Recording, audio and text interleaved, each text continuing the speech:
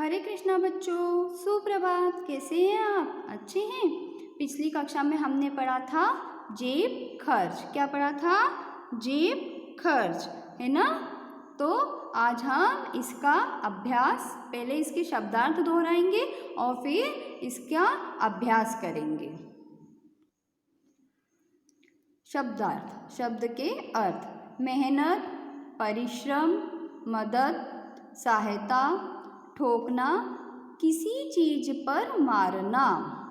जेब खर्च, वे पैसे जो खुद पर खर्च करने के लिए मिलते हैं। उधार, कर्ज, कारखाना, फैक्ट्री। हथौड़ी, ठोकने के काम आने वाला औजार। गहरी, गंभीर, मुश्किल, कठिन। ठीक है, आओ अब हम इसके प्रश्न उत्तर करेंगे। दिए गए प्रश्नों के उत्तर कुछ शब्दों में लिखिए। ये कुछ प्रश्न दिए हैं, उनके उत्तर हमें कुछ शब्दों में लिखना है। मई की माँ कहाँ पर काम करने जाती थी? कारखाने में। कहाँ जाती थी वो? कारखाने में। ठीक है, लिखो उसके सामने। अगला प्रश्न, मई को जेब खर्च के लिए रोज कितने पैसे मिलते थे? कितने पैसे मिलते थे मई को? 5 पैसे। कितने मिलते थे? 5 पैसे। लिखो। अगला प्रश्न, मई की माँ ने सुशी से कितने रुपए उधार लिए थे? कितने लिए थे? 25 रुपए। कितने लिए थे?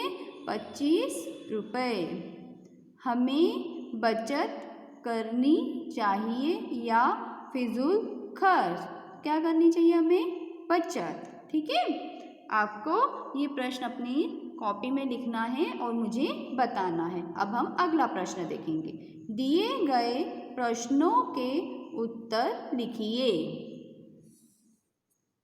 पहला प्रश्न है, मई ने जेब खर्च के पैसों को खर्च क्यों नहीं किया?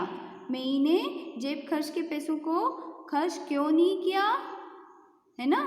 मई ने जेब खर्च के पैसों को खर्च इसलिए नहीं किया क्योंकि वह पैसे इकट्ठे करके अपनी माँ के लिए कपड़े लाना चाहता था।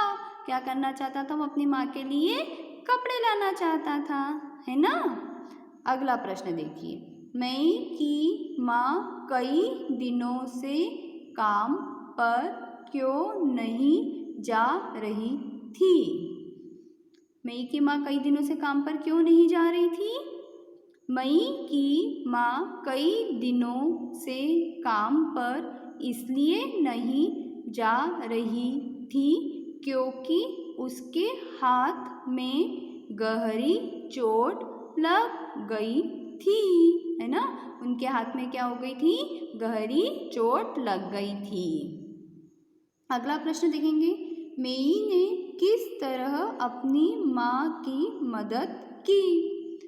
किस तरह की उसने माँ की मदद? मई ने अपने जेब खर्च जमा करके अपनी माँ के उधार को चुकाकर उनकी मदद की, है ना? बच्चों, ये जो प्रश्न हैं इनको आपको अपनी फेयर कॉपी में लिखना है और मुझे बताना है। ये प्रश्नों के उत्तर इस तरीके से भी हमने लिखे हैं। आपको अपनी कॉपी में इसको लिखना है और हमें बताना है।